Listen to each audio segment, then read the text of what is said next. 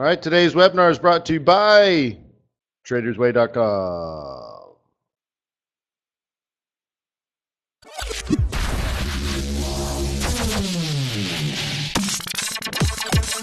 Boom! Let's get going.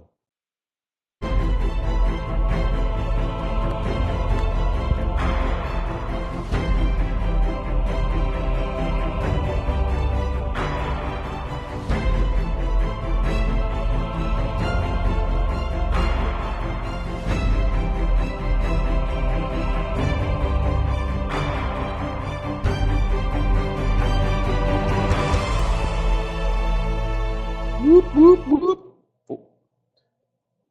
TradersWay and Forex.Today would like to remind you that trading and investing in Forex and any other thing, whether it's leverage or not leverage, whether it's buying a used car or gambling,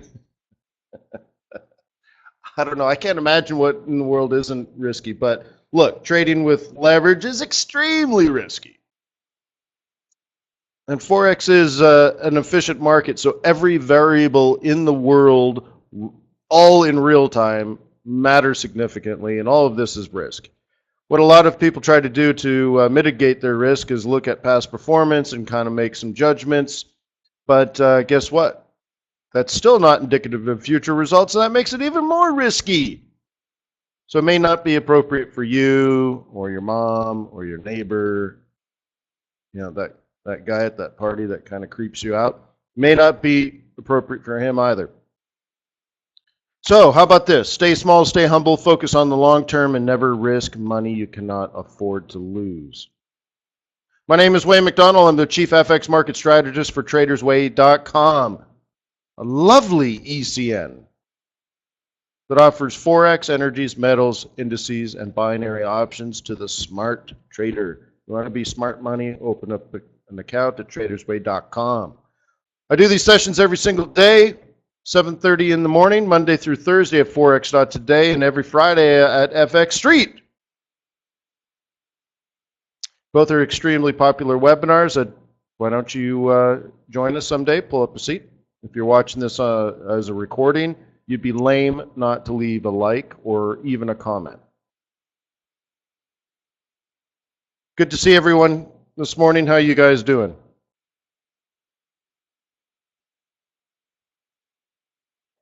When your friend's mother lost $80,000, losing $80,000 just is a lot, right? But when it's somebody's mom, it's somehow worse.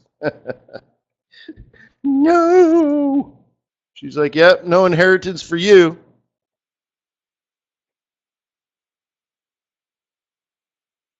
Yeah, Mike. Been away for a while, huh? I noticed you yesterday. Good to see you. Little promo for Forex.Today.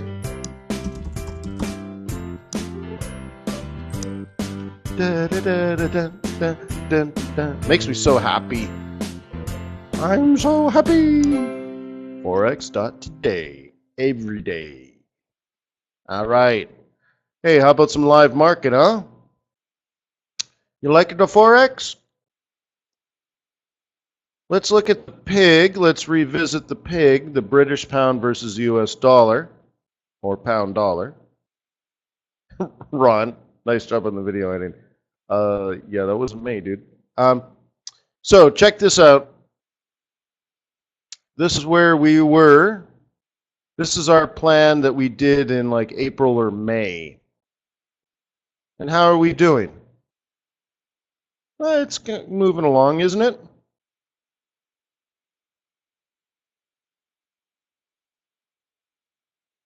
Yeah, Joseph says, hey, pig's falling hard and fast. Well, kind of supposed to be, and especially after a little short-term rally. But look, it rallied all the way up. This is where Marina made her thousands of pips. And then what? It just hit our resistance zone that we've had since November of 2014. And it's coming down hard again. Look at the oscillator, kind of confirming everything. And, you can kind of look at it like this was still kind of trending up a little bit, or at least a higher high, right?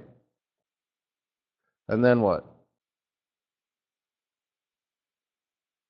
You could draw it like that just to kind of confirm right? In the old gray matter, where we're going.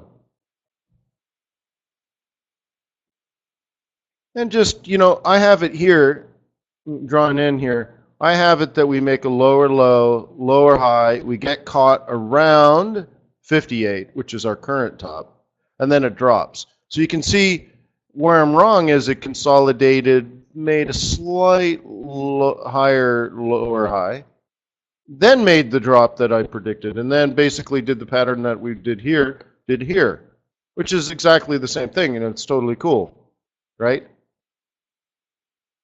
So now it's even better. 1, 2, 3, 1, 2, 3, 1, 2, 3, 1, 2, 3. Yeah, Marina's the queen of the king, the great British pound, the crown. Yeah, pig's a fun one. And notice the European stock markets have come off hard right off of this area. Maybe related, eh? Money's got to go somewhere, so they move it out of Europe. Where do they put it? Turkey? Hey, don't laugh, man. Turkey just made an interest rate decision 37 minutes ago. Don't worry, they've decided to keep interest rates unchanged. Yeah, so yen or dollar, right? Why is that? When the European stock markets crashed hard, why does the dollar and the yen get strong?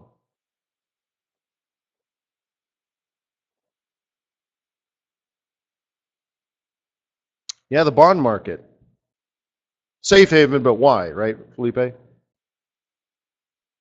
I like to get specific. A lot of people give like sort of wishy-washy answers that they've read somewhere, but they may still not understand what it means, even if it's the right answer. Yeah, and so actually what I'm thinking is they buy the U.S. stock market and they buy Japanese government bonds. Okay. Yeah, see, a lot of people, they get the risk-off thing correct, and then I say, well, what does that mean? And then they don't know. So I just always have to clarify, if I'm going to like teach and mentor you, I always need to clarify that you truly understand, because that's most important, right? So you're right, but why? So anyway, yeah, somebody's buying Japanese government bonds. It could just be, let's say, Asian investors that have bought into the DAX, for example. They pull it out of the DAX and they just simply bring it back to Asia, stick it into a Japanese government bond. All right, cool. Or they're like, you know what? This ain't going up today. I'll just buy the S&P because it's going to go up. So who knows? Or they literally, instead of buying the U.S. stock market, they're like, you know what? Get me out of equities globally. They get out of that and they actually buy U.S. treasuries. How do you know if they're buying U.S. treasuries?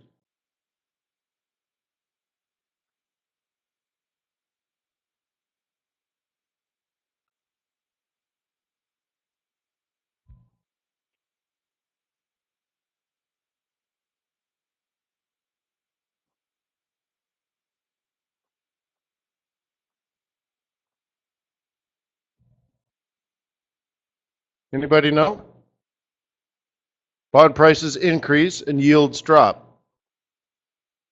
Okay, that is correct, sir. Well played, sir. And that's what's happened so far today. Yields have dropped. So it seems to me money came out of Europe and went into U.S. treasuries and Japanese treasuries. How nice. So did your mind just explode? That you could watch this chart, and if this is falling, you're buying U.S. dollars? Well, maybe. Oh my gosh. Because that means bond prices are going up. You'd be buying dollars as foreigners are buying dollars. That's the only key to this equation is who's buying.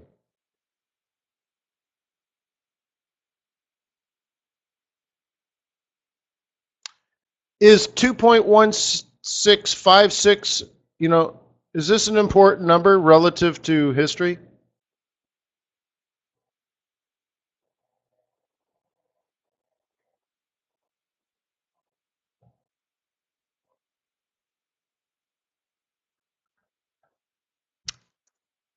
Hey, good morning. I used to think, and I used to have this theory that getting below 2.00 on the 10-year T-note was in fact impossible. We talked about it when I ran FX Boot Camp for 6 or 7 or 8 months, and I just kept saying, look, it would get closer and closer and closer to 2.0, but it would never break it. And I said, look, it was absolutely impossible, because if the 10-year T-note dropped below 2, overnight, notes and bills and such would have to drop. Like the short end of the yield curve would actually have to go negative, which actually happened one day. And I remember it. It actually happened one day where the shortest term interest rates actually went negative. They dropped below 0. But I was saying, well, if the 10-year T-note dropped below 2, everything else had to drop as well, and that would push, interest rates negative. Now, probably the only thing keeping that from happening right now is the fact that the Fed is paying interest on deposits at the Fed, on reserves, which they've never done before. That's probably the only thing propping up the market. But anyways, it was interesting. We did actually break through 2.0 eventually and stayed there for quite a long time. It was down to like 1.8 and just really, really historically low. And what happened was the yield curve flattened a lot more than I would expect, or more than anyone had ever really seen in the history of the world. But, relative to where we are, this is still quite low. Okay?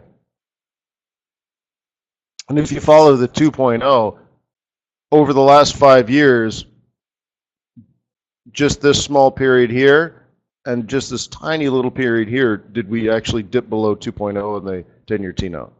So when interest rates are low, investors are buying bonds.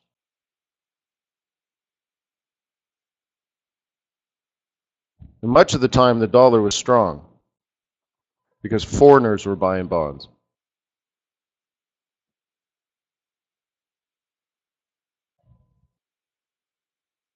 Now, the Bank of Japan, I don't speak Japanese, but you can go, it's actually not the Bank of Japan, it's the Minister of Finance, right? The MOF, the Japanese mafia. You go to the Minister of Finance, and the website's in Japanese, and I do this for once in a while. I can actually dig through and get the actual spreadsheet, download the Excel spreadsheet, and once again, it's in Japanese, but somehow I can figure it out, and you can actually see, because it's reported to the Minister of Finance, what the Japanese banks are doing as far as buying foreign treasuries and selling the treasuries they already own. And you can actually get that data, and it's very interesting to watch the money flow in and out of Japan. Yet, YJ says it's also in English, but I like the challenge.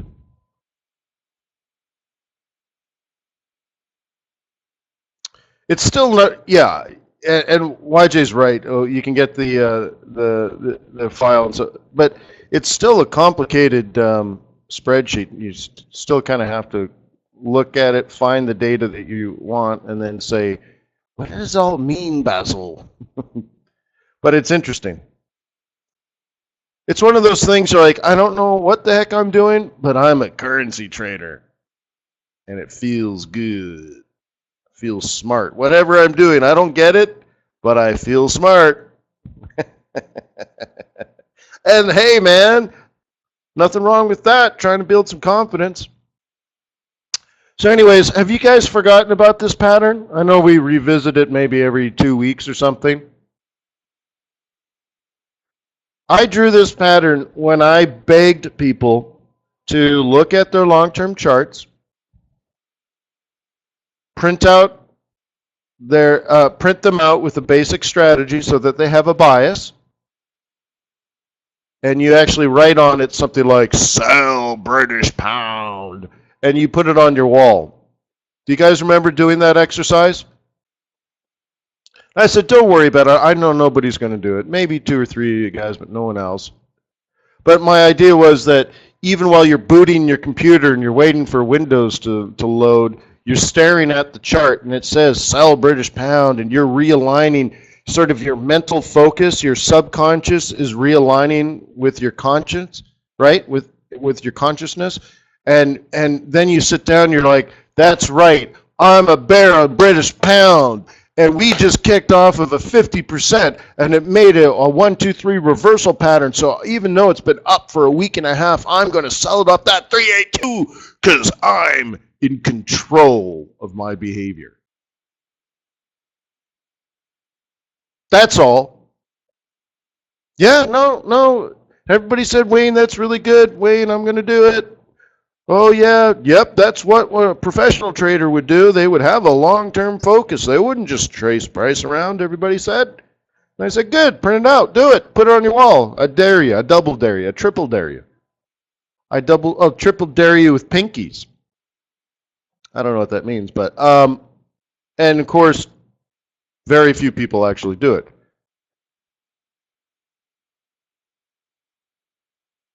But I think that's why they say, you know, what's the common knowledge that 95% of retail traders lose money and the 5% make it all? They make fortunes. I think the 5% behaves like that. So just depends on what you want to do, right?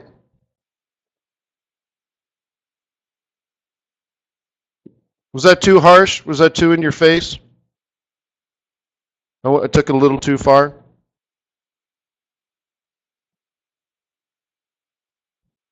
You're like, whoa, Wayne. Whoa, Wayne. You're hurting my feelings, dude.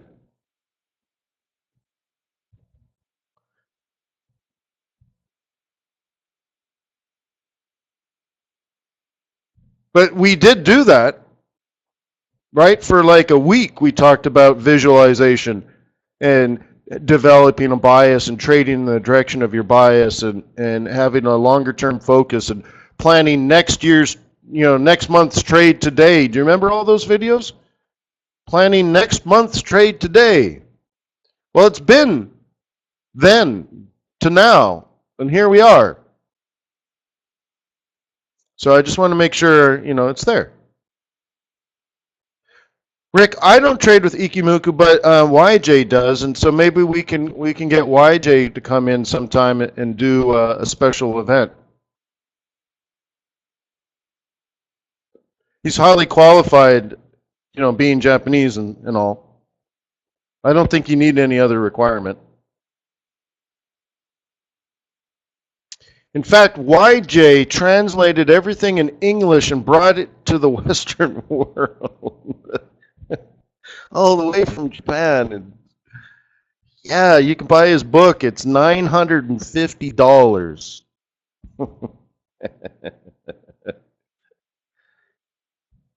Yeah, we should co-author a book, YJ. You write it,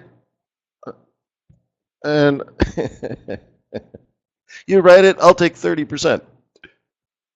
Yeah, it'd be great. All right. So, anyways, here we are. We're just lined up. That's all I'm saying, man. We had a plan, we had a vision, and it is coming together. So from the top here, it was 58, and we're at what, 54, and the lowest here was 52. So the current peak to valley is 600 pips, and it seems to me if this drops, it's going to go to about here. This is why we have this planned out. We're looking at 1,000 pips, but multiple times over, right? Because you'd sell it and sell it and sell it and sell it. So, anyways, so that's the piggy. How about the euro? Not much of a pullback, huh?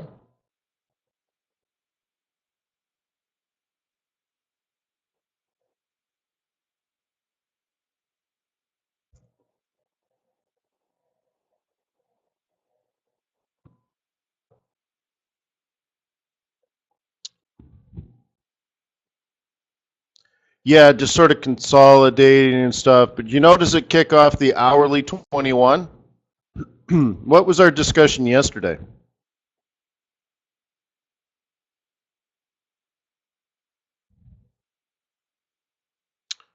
Selling off the moving averages, right? If price is below the 21 and the 21 is in control, are you aggressive or conservative?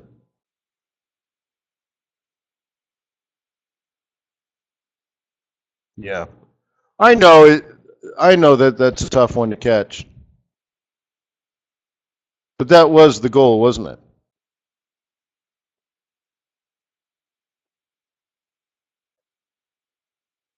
I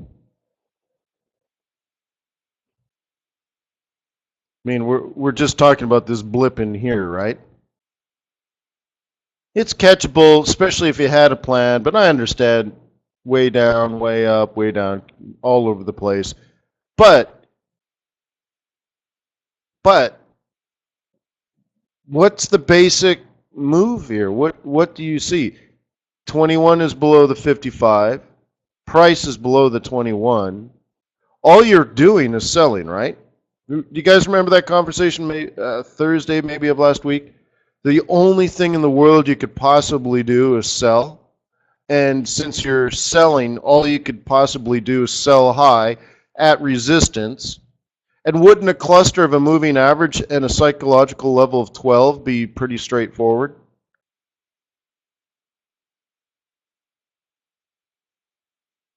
Demeter, we'll get to Aussie dollar. But right, where this gets really super confusing, guys, is if you really truly just don't have a plan, right? You're opened your charts and you're asking yourself, is it up today? You can't ask yourself that. You should already know what it's going to do before you even look at your chart. Do you honestly believe a billion-dollar hedge fund manager comes to work and says, well, I don't know what's going on, so maybe the charts will tell me? There's just no way.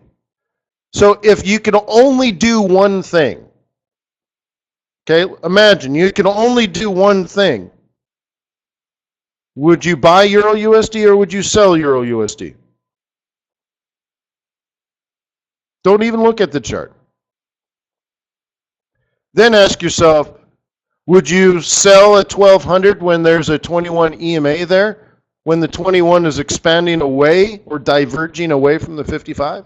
In a falling market, would you sell at 1200? When there's an hourly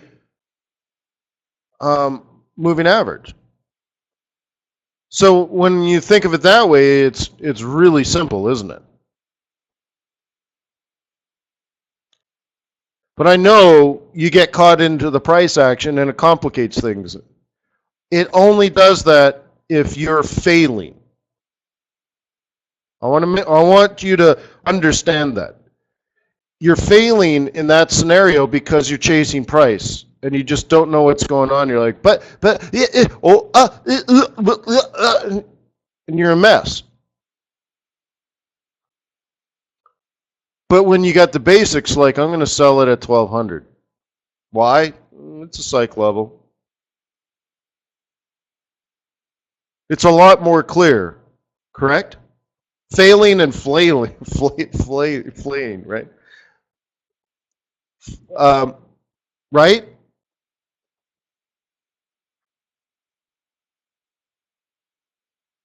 I'm going to sell it at 1200. It's a psych level. We're heading down. Well, how can you be so sure? Oh, well, on the hourly chart, we're below the 21 and I'm aggressive. Oh, okay.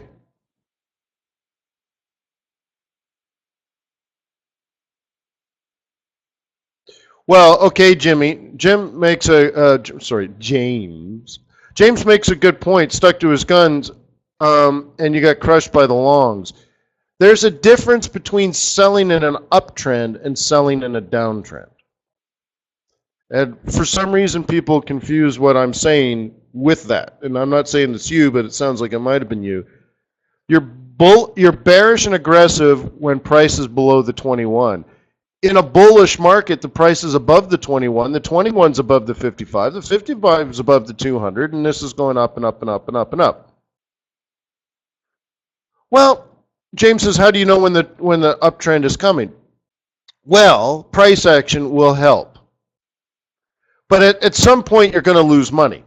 Let's just be honest about that. But it shouldn't be that common. I mean, it shouldn't be all the time. Usually, I think where people lose most of their money is in a consolidating market where it goes up for a day and a half, then it goes down for a day and a half, makes a lower low, and then turns around and goes up for a day and a half. You know, and that's where you get sliced and diced, slaughtered, and chummed up, right?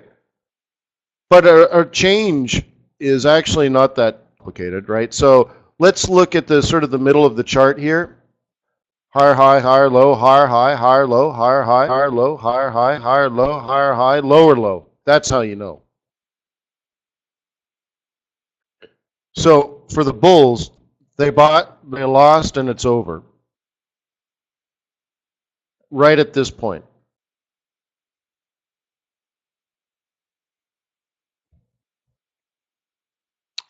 And so one of the things I teach you guys, well, there's some other things too, and we can get into it, but that's the basic one, right? But one of the things I teach you guys is you stay bearish until it stops being bearish.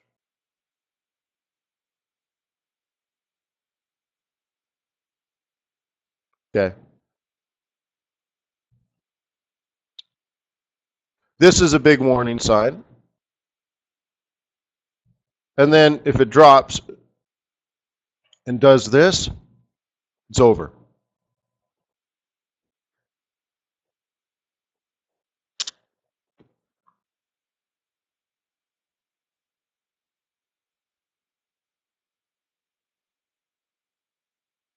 Double bottom, 1, 2, 3, but it's just not a trend scenario. First of all, we broke the 21, went to the 55, so we know it's slowing down.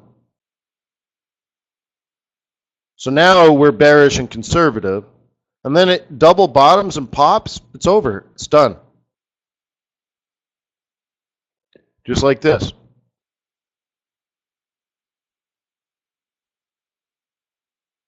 Okay, that's one way. Of course, the little bit slower of a way is the 21 crosses over the 55.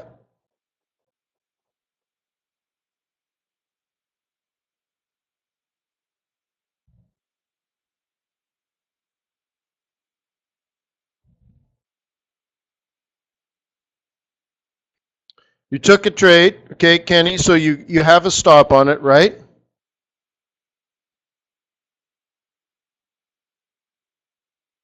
Okay. And, okay, so you're profitable. If your stop is at break even, then on day 2, try another trade. Okay, good, you're up 71, great. Okay, so got your stop at break even, do it again. And when that stop is at break even, you will once again have 100% available margin, but you'll have 2 open positions, but you can't lose any money. And you have all your money in your account, and it's growing because your positions are mark to market in real time. So on day 3, if you have 2 trades at break even, try again. And if you get lucky, by the end of the year, you'll have 15 or 20 trades open, all your stops at break even, you'll have 100% available margin, and your account size will probably have doubled.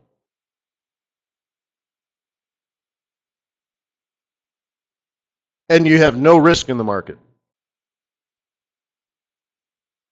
You have opportunity risk, like opportunity cost. That whole thing could collapse and all your trades get wiped out at break even, but you wouldn't lose any money.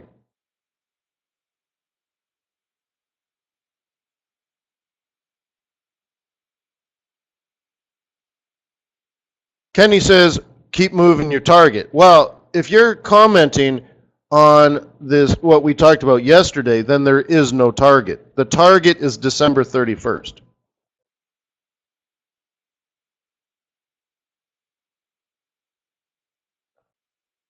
Yeah, James says, well, then you can't feed your family. Well, I'm talking about the strategy is to never hit your target. Doesn't mean you don't take profit. The strategy is to let it run. Now, if you're carry trading, meaning you're borrowing cheap money and investing it into a currency that pays a higher yield, which in many cases isn't much, right? It could be like 2%. But you got to remember you're levered. So your interest is not 2%, it's 200%.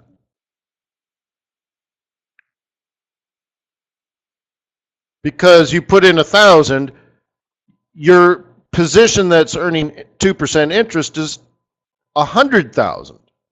So, James, that's pretty good if you were getting close to 200% interest.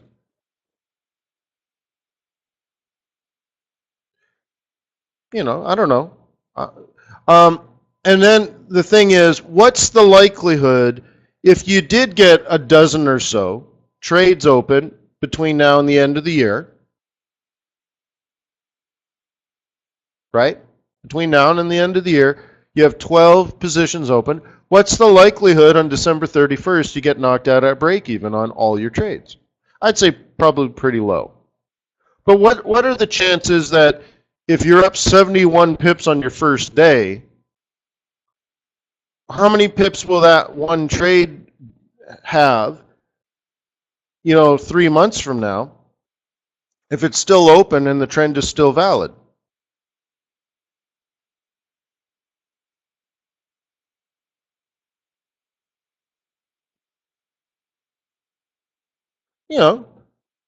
If it's a yen pair, it could be 500 to 1,000 pips. I think if we said, 750 pips over the course of 3 months, I think that's quite valid. Right? So let's say that's your best trade. Let's say your worst trade is a recent one and it's only got 150 pips. But you got 12 trades, somewhere between 150 pips and 750 pips. All of a sudden you're looking at several thousand pips, plus interest. And I bet you most of the people in this room have never had a 1,000 pip month.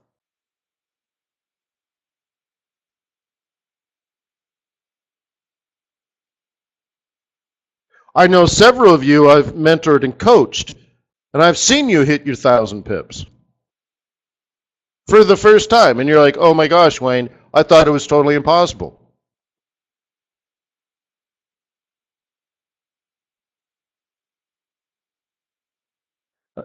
Right? YJ's had a 1,000 pip month. I remember Daniel one time, he's like, oh man, I feel so disappointed. Only made 700 pips this month, but I think I can do better. And I'm like, Daniel, you used to think that was impossible.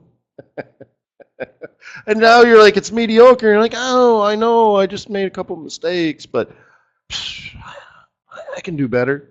So it's just like you got to open your mind. Well, how do you do that? Well, you got to build up a position. Let me give you another example, if you don't mind. I know we got off topic again, but sometimes I think it's good to talk trading, even though, I mean, look, you know how to trade these moving averages, right? Let me make my comment, and then we'll get back to technicals. I'm sorry. It's just, I don't know. This is good stuff.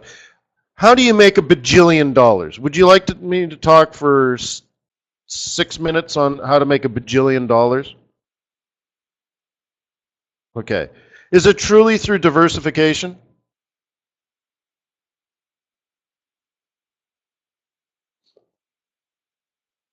What does diversification do for you?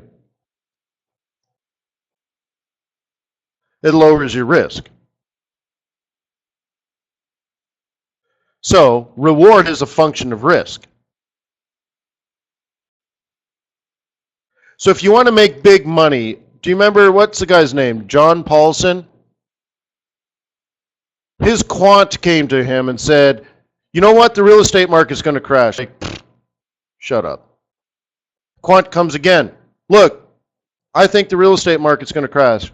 John Paulson again says, shut up. Shut your mouth, stupid quant. I'm the big trader. You're just a quant. So the quant puts together like an unbelievably researched PowerPoint presentation and statistical analysis document, sits down with Paulson and says, look at the facts. I have an unbelievable amount of facts that says the real estate market's overbought, it's going to crash. He's like, man, I don't know what you're talking about, but we could put this together and sell it to somebody. Let's sell this idea to people. So he went and he raised a bunch of money because he had the quant do all the work. And they said, look, my quant's done this analysis and he says the stock market's going to crash. So people gave him some money. It sounded like a good idea to Paulson. Stock market crashed. They made something like $2 or $3 or $4 billion extremely quickly. And then John Paulson said, oh yeah, it was my idea. I'm the smart one.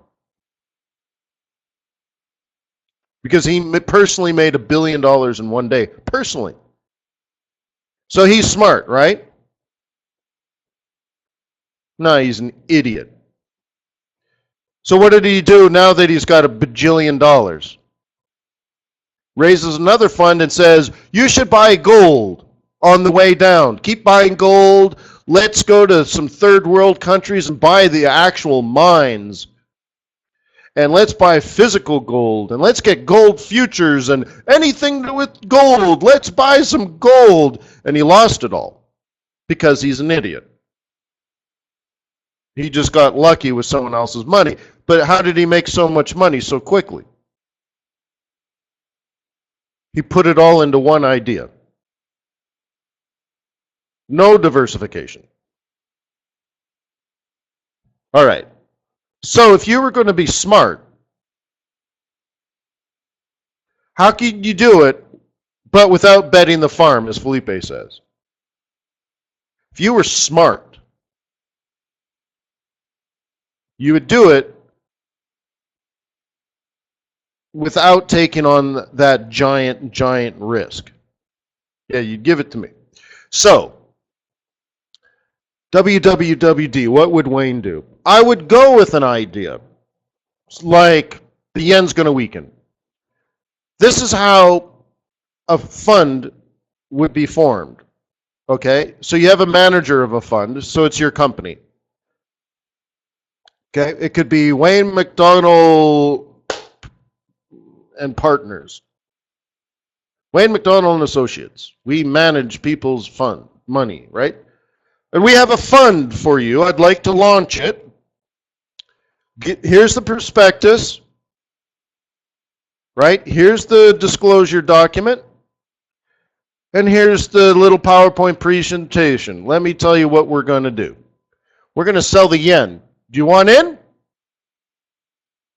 That would be a fund. We'll call it Yen Ultra Short Fund.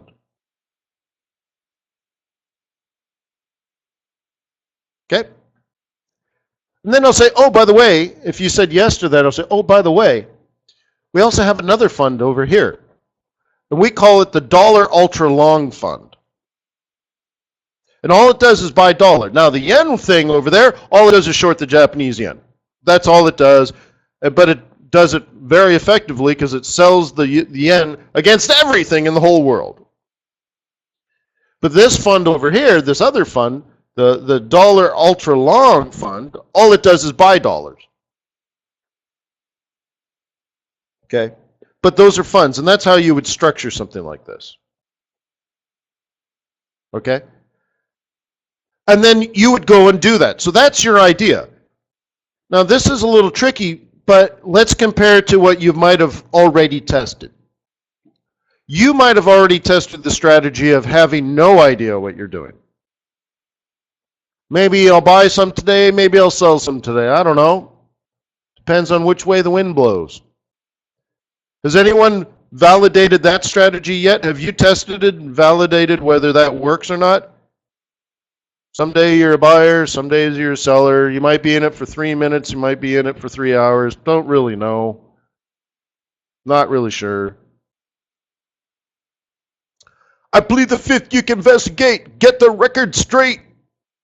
Okay? So you could, dare I suggest, test a different strategy, and you know exactly what you're going to do before you do it. And I've preached this. How many times have I done this? I can tell you what I'm going to do next week and next month and even in February. I can tell you February 3rd, as long as that's not a weekend, I can tell you what I'll be doing. I just don't know the timing of it. I don't know at what minute, but I can tell you what I'm going to do. Oh, little helpful, right? So you could test this theory, and I have begged you to do it, but here's another attempt, okay? So you structure a fund with your money. You open up an account at TradersWay.com, and you say, all I'm going to do is buy US dollars. Good. Thank you. The Wednesday before non-farm payrolls, yes. So that'll be an ADP, another dumb prediction day. Yep.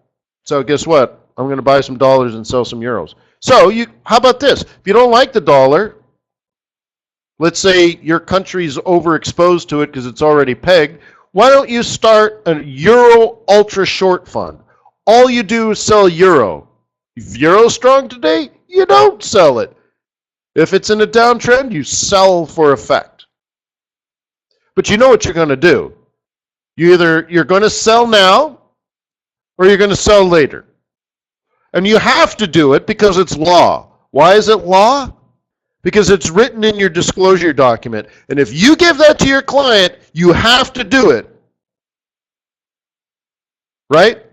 Or you could be liable. All right. So you structure a fund, whether it's in your mind or a legal structure, and you actually create an investment vehicle. Either way. And now you want to do it without being dumb, right? A dummy would just bet. Now, unfortunately, the market's structured where if you bet other people's money and you get it right, you make a ton. But I don't like that. I just hate that idea. Gambling with someone else's money? Forget it. So ideally, you find a way where you can reduce risk. And I've tried all kinds of strategies on trying to make money for clients while at the same time reducing risk. And that is what your goal is as a money manager. Honestly, you try to make as much money as possible while at the same time lowering risk. So one way to do it would be one trade at a time. So you have no trades on, you have 100% available margin. You enter one trade. It's not a big trade, but it's a trade. Okay? Let's say you risk what, let's say you put in a trade, your stop is 100 pips away, and if you lose the 100 pips, it represents 1% loss.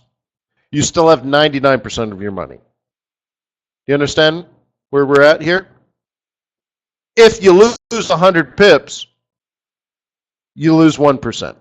It's not the end of the world, is it?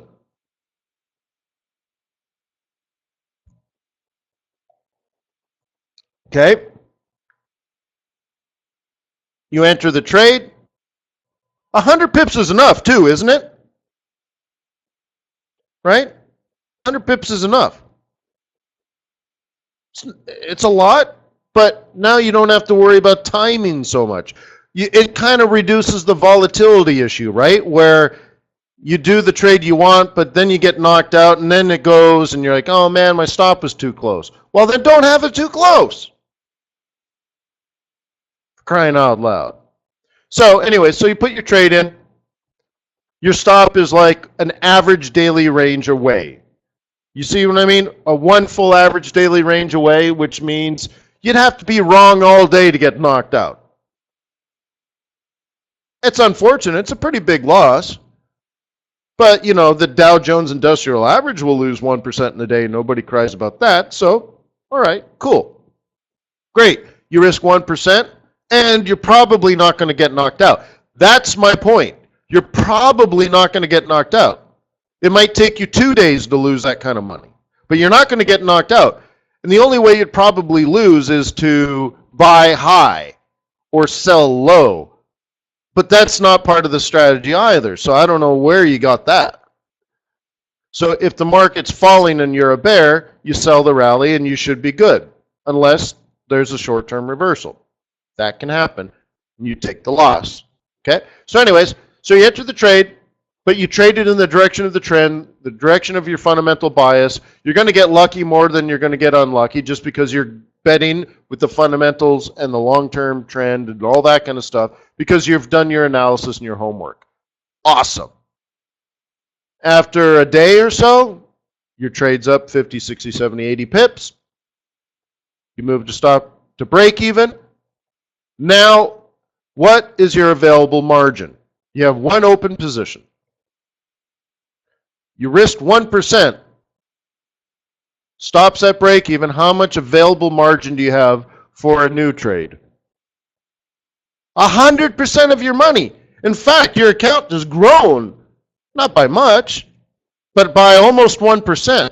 Like if you're up 75 pips, you're up 0.75%.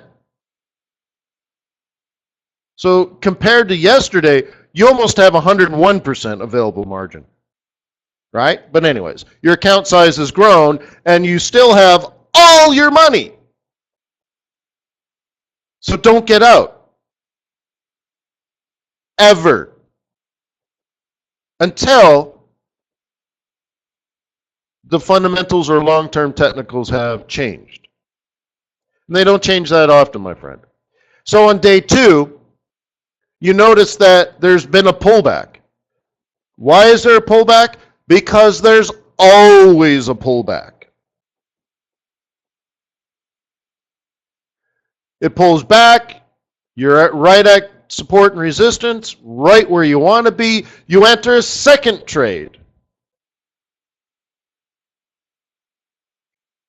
Take the same amount of risk. Enter the trade. Sure enough, over the course of 5 or 6 or 10 or 12 hours, the trade starts going back in the direction of the prevailing trend.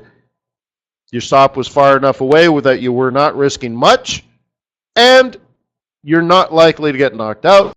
Sure enough, the trend continues. You're up and up and up, and at the end of the second day, your second trade is up 75 pips, and your first trade is up 150 pips. Your stops are both at break even. How much available margin do you have now that you have 2 open trades?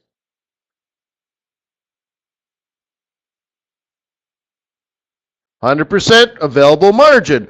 Your account size has now grown by over 2%. And you have no risk in the market. And if it's a carry trade, you're earning a couple of 100% annual rate of interest on the actual money you've put in. So again, you might have $2,000 in cash actually invested now, right? The margin, you have $2,000 in margin invested, 100% available margin because those trades are profitable, but you're being paid on $200,000 in investments. Dumb it down, you're making a couple of 100% on your $2,000. So it ain't bad. Eventually, you're going to enter a trade and take a loss, or eventually some of the market's going to come back and knock some of your trades out of break even. But that's why you do it over and over and over and over and over and over and over again. If you catch the trend, some of your trades are going to get knocked out on the pullbacks, but a lot of your trades are going to stick for weeks and weeks and maybe months. You'll be in that market. And then you'll get to a giant psychological level with monthly reversal pivot points. And you'll say, you know what? I have 22 open positions for 16,322 pips. I think I'll get out. The It'll be the best month you've ever had. That's how you do it.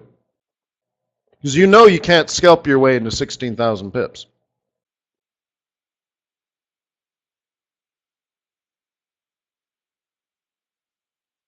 Okay? Well, no, it's just how you would run your trading as a professional would, as a hedge fund manager would. But you have to start with a marketable idea.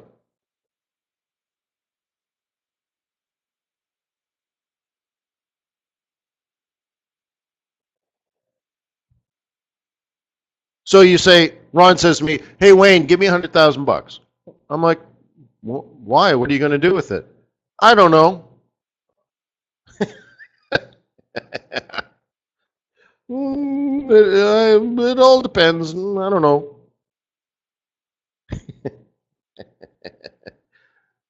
Pass. Hey Wayne, give me 100,000. Well, what are you going to do with it? Well, I've been doing both long-term technical analysis as well as fundamental analysis, and I'm looking at the divergence of various central banking policies. And I see that the Fed will be raising interest rates to a normalized rate of 2%, and I think it's going to take 8 meetings to do that. And they're going to do it every other meeting, so that's going to be until 2018. The Fed's going to slowly raise interest rates 0.25% every other meeting. So between now and 2018, based on these diverging central banking policies, where some central banks are doing quantitative easing while other central banks are raising interest rates, I would actually like to focus on buying US dollars and shorting those that are still doing quantitative easing, like Japan and Europe. That's what I would do with the money, sir. I'm like, oh, well, that's interesting. Send me your trading history and I'll think about it.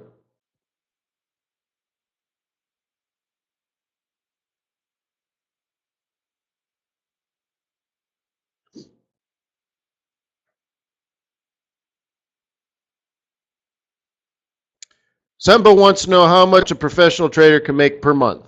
Millions.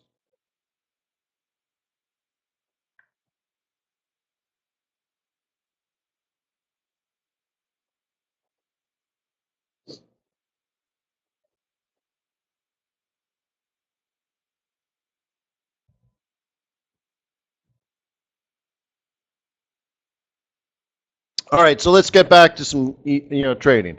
I'm just trying to expand your mind.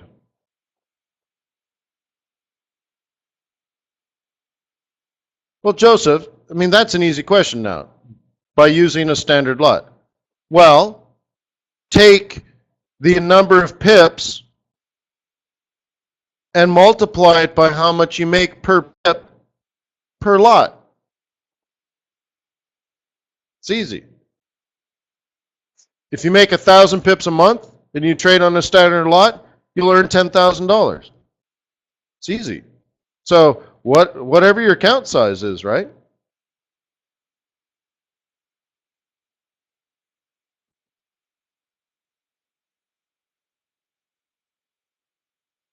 Yeah. Well, just do the calculation, Sambo. You know, an open-ended question like, how much does a professional trader make? There are lots of professional Forex traders that make millions per month.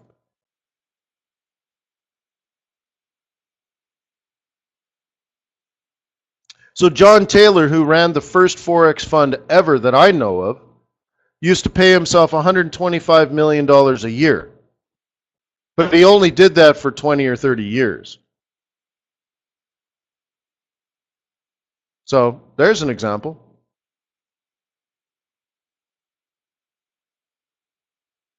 So anyways, let's do some technicals here. Yen yen. Yen yen. Trying to find our bottom, huh? Come on, Yenny.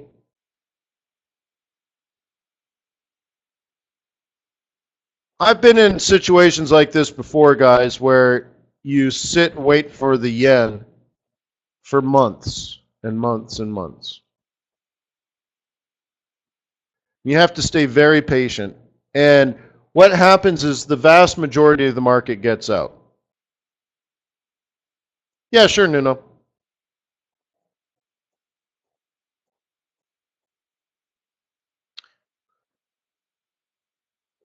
Um, you have to wait months and months and months. So if you go back to last year, I waited 8 months for the yens,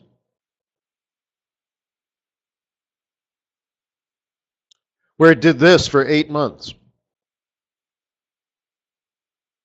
But over the course of 8 months, I loaded the boat.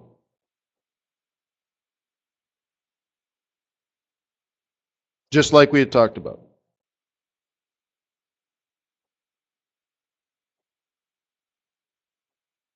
But it takes a lot, because what happens is you enter a trade here and then you get knocked out today, right?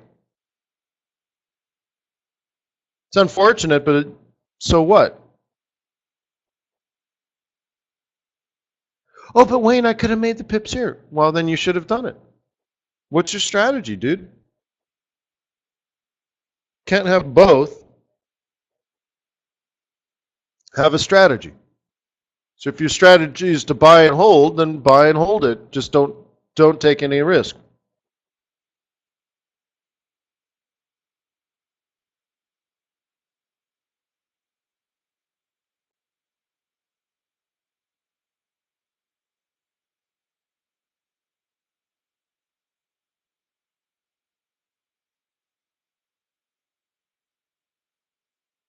Oh, I saw someone posted a thing higher up about trading a 1 hour or 1 minute chart for the course of an hour.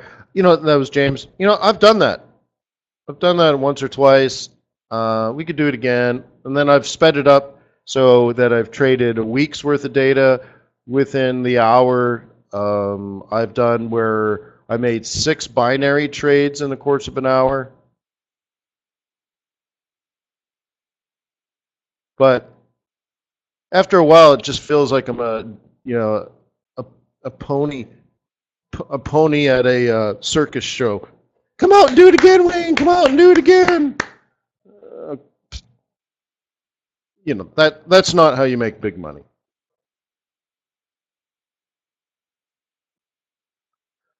So, anyways,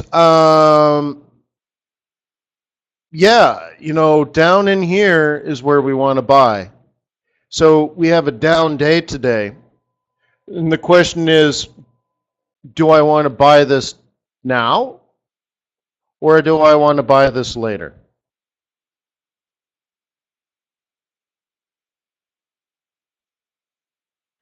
James says it's lessons, but it's the wrong lessons. You see what I mean?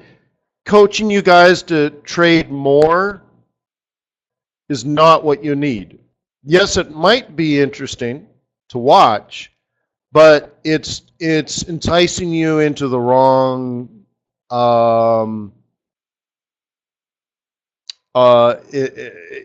it's false hope.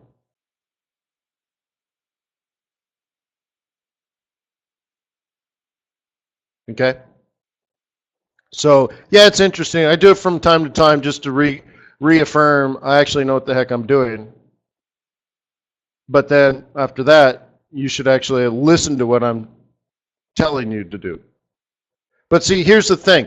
I will give you good advice like I gave today, and no one will take it. Then I'll open up a chart like that, and I'll just scalp for an hour, and everyone will do that and lose money. Because there's like, oh, that's more interesting, that's more fun, that there's more action there, that's what I want, and then they blow up your trade accounts because they just if you don't do the homework and you don't put in the time, the blood, sweat, and tears for years to actually learn how the market works, you're not doing it because you don't have the discipline and you don't have the patience. And therefore, then I throw you down on a 1 minute chart and you don't do your homework, you don't have patience and discipline, you're just going to get slaughtered. So it's not the right thing, right?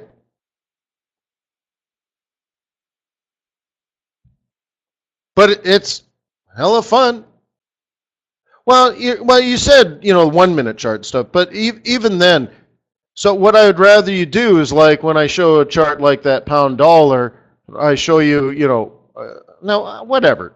Look, all I'm trying to do is teach as much as I possibly can, even though I have this frustrating reality that very few people actually carry it out. But I don't think it's my job to make you carry it out either. But I can be there and I can try to keep you focused and try to show you what's required in the skills and the techniques and stuff. But the vast majority of people just go on to do what they're going to do anyways. And it's frustrating, but you got to learn to live with it. Yeah, it just moves fast. But, so again, right, if someone wanted to sell this, you would sell it off the psych level, off the weekly central pivot. You don't need me for that. Really? Right? Because that can't be a shock, right? That 120 acted as resistance?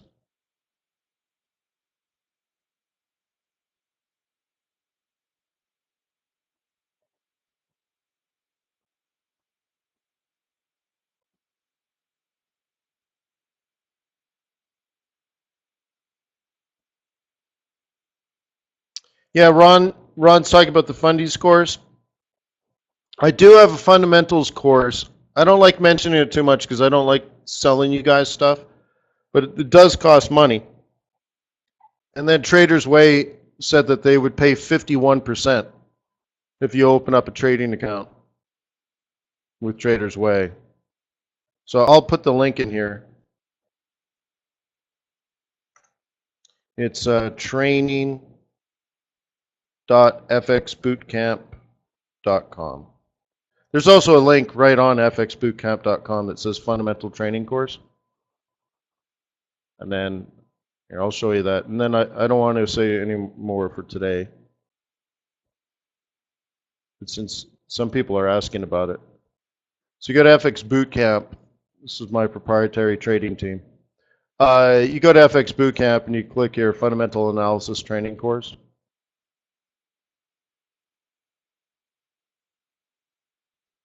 And that's it there.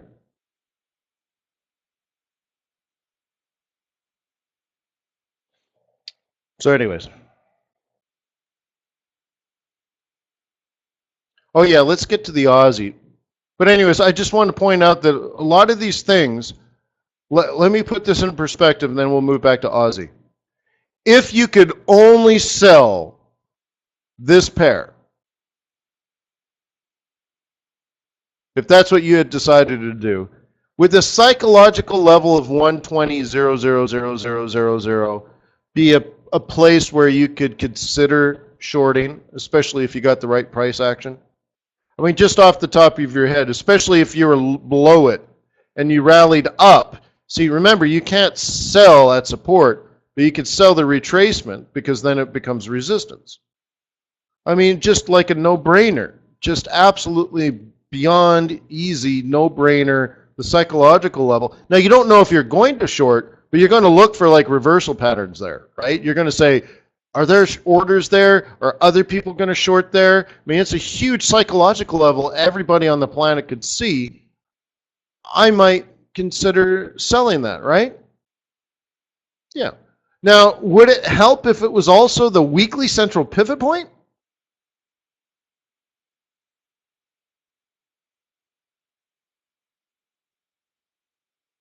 Right? Well, yeah, redonkulously easy. So somewhere in here, if you were a bear, you would have sold. Whether it's a 1 minute chart or a 5 minute chart, whatever. Okay? But it's easy if you already know what you're going to do. It's difficult if you're double guessing yourself. But.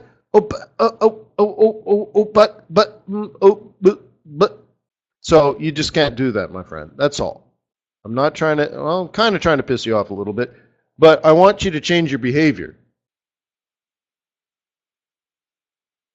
You see what I mean? I just want you to change your behavior, that's all.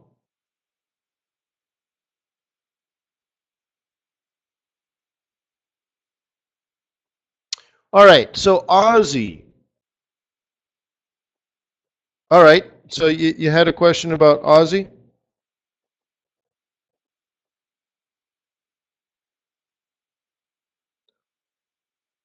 And by the way, guys, if you could only do one thing on Aussie dollar, what would it be?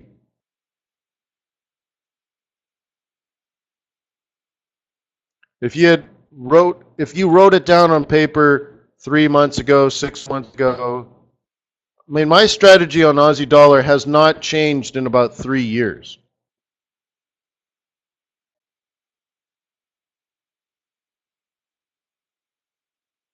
You missed your trade?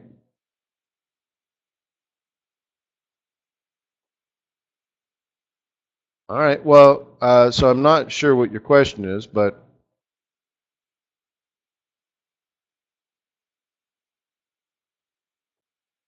missing trades are easy things to do. Okay. So if are you a bull or a bear?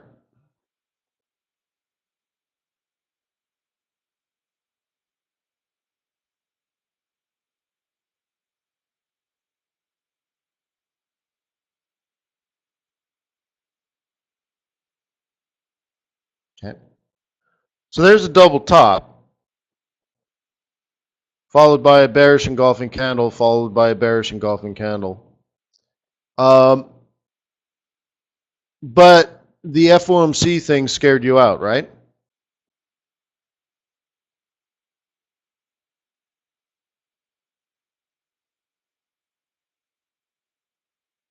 You wanted to sell at a lower high.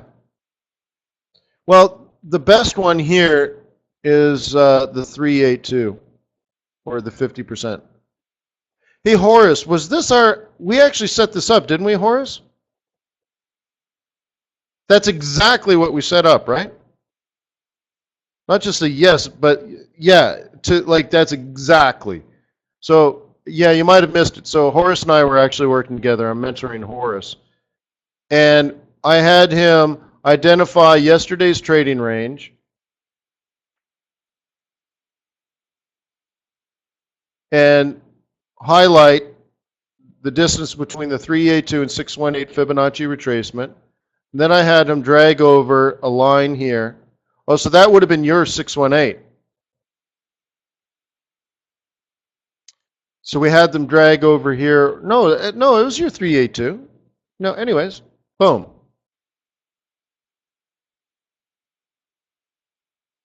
Oh, I don't even see the 200, Mike. It doesn't exist to me. In this case, I'm trading the price action, and we've already crossed over, so it was bearish. So, Mike, there's a lot of things going on here. One, I was bearish on this 3 years ago, so that doesn't change. So when price is going up, Mike, I'm just not selling. Okay? So a lot of these things become irrelevant because I already have a plan. So when the 21's above the 55, but I'm a bear, I'm just not in the selling business. But a double top, right? Lower low, right? Now I'm a seller.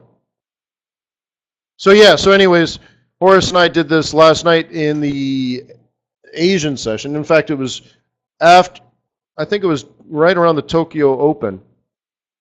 I had him highlight the 382 to 618 Fibonacci retracement, which his was a little different because we measured it differently at that time, but whatever. Doesn't matter to me. And then I had him look at the previous level support, which should now act as resistance since at the time price was down here. And we guessed based on oscillators that maybe pre-London he should short. So I think we got the time right. Cool. And so you're up almost 100 pips.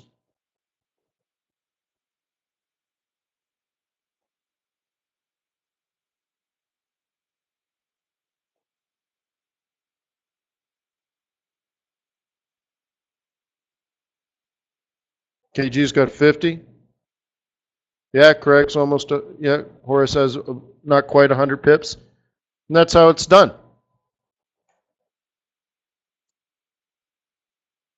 So,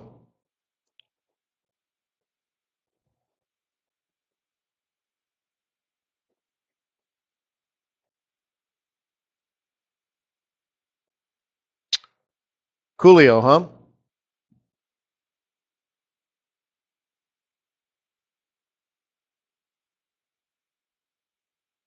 And I think on a high time frame, wasn't it a 55 EMA? So we're predicting a double bottom. Yeah, here it is.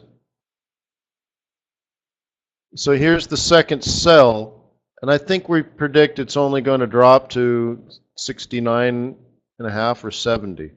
I think was the prediction, because the 55's in control. So you should have shorted here. This was the second chance here, right? And now you'll get a nice big fat candle, and I'd be worried around 70. So to me, the easy trade there is about 150 pips.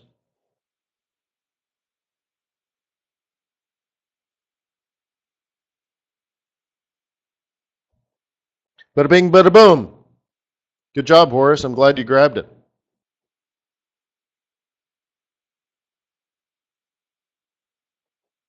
Yeah.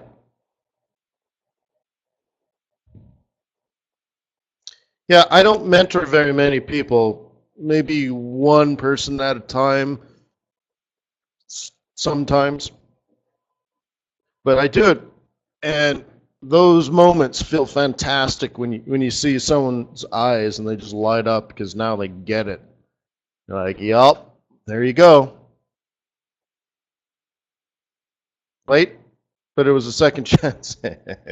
And that's the frustrating part. So now you got to do that 100 times, Horace. You'll get better. Whoop, whoop. Daily central pivot point, 50% retracement, whoop, whoop, off the roll reversal. Lufli tuljumum. And again, guys, it's so much easier if you're already bear on the Aussie USD. If you're not, then you're going to stand staring at this stuff and say, I don't get it. But you see the size of this red candle after the FOMC spike? Somebody had money in there, don't you think? Somebody had orders to sell there. And it was because of the daily chart. Okay? And go back to the hourly. Then price rebounds again. And this is, sort of fighting after the FOMC, right? And guess what they did the second time? Sold it. So how many orders do you think are in here to have reversed that market that quickly both times? Just an amazing amount of orders. So this is all follow-up now, guys. Those bears are back in the game, and they want to take over the market again. Now, the funny thing is, this resistance line that you saw, that's my 1618 from a trade that I already put you guys on short. This is another trade where we sold at 78 and it dropped to 68. 1,000 pips, I know. But we did do that. Us together, our team here. It was probably one of the first TradersWay videos I did. It's still there. I haven't touched it. And notice how we stayed in the channel for a very long time. So it is slowing down, but it might have been just waiting for the FOMC. Now we get that out of the way. Maybe she's going to run, huh? But don't worry, we sold it at 92. We sold it at, at 82. We sold it at 72. Yeah, I've been short this for 3 years. In fact, the first year, I think like 60% of my trades that year had an Aussie dollar on them. And it wasn't, I don't think I traded more than 10% on a normal year. All of a sudden it went from 10% of my trades to 60 or 70% of my trades.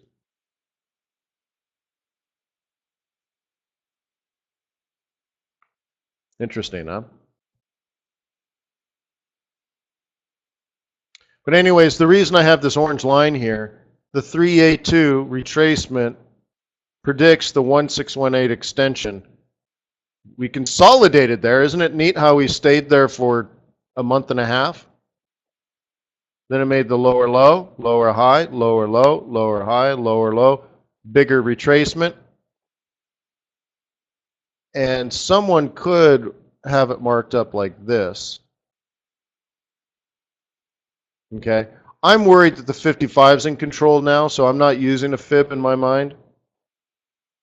I see the 55 is in control. Was it in control here? No.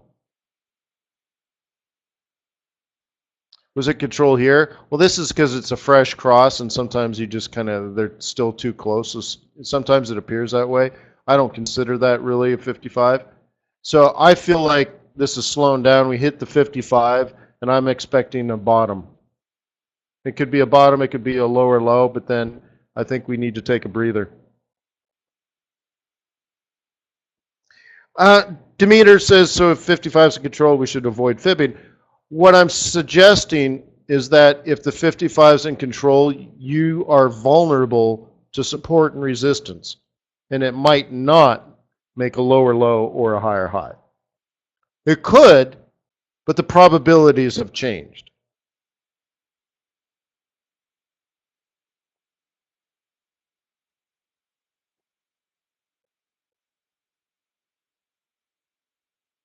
Okay? So hey guys, now you know how to trade like a hedge fund manager. That was a nice hour and 15 minutes, wasn't it? Covered a lot. But I hope I wasn't too angry at you. I'm not angry at you. I'm trying to spur emotion because I'm trying to be a catalyst for change. You need to change your behavior. Okay? So I don't want the complacency. I do like you being on my team. I do want these to be fun as well as educational and enjoying hours that we spend together every day. So thank you for being on my team, because I'll tell you what, you do keep me focused and sharp and stuff. Otherwise, trading can get boring, I guess. So I like our time together. And sometimes I sound pissy, and that's because I wish you the best, and I want you to succeed, and I want you to succeed now, today. Okay? You understand? I want you to succeed today. Today, like yesterday. So sometimes you hear frustration in my voice because I care and I love you, man. So peace on earth. May the pips be with you. May your profits be above average. I'll be here tomorrow. So I was thinking about it. I've been doing these webinars now for TradersWay since, what, January, and it's almost October, so that's 10 months, and I don't think I've taken a day off. Did I? I don't remember. Did I? I don't think so. So, you know what I did after yesterday's webinar? I put my cat to sleep. But I did my session for you guys. The cat had to wait to die. Oh, did I go to the Dubai? That wasn't this year. No, I didn't go to Dubai this year. So anyways, I'm just saying I'm going to be here tomorrow and the next day and the next day and the next day. You know, I don't want to let you down, ever. Okay? Oh, I was sick one day, but I did take the mic for a while. That sounds like me. So anyways, peace on earth. May the pips be with you. May your profits be above average. Oh, and I'm going to drop you on the Forex.Today YouTube channel. Go ahead and click subscribe, huh?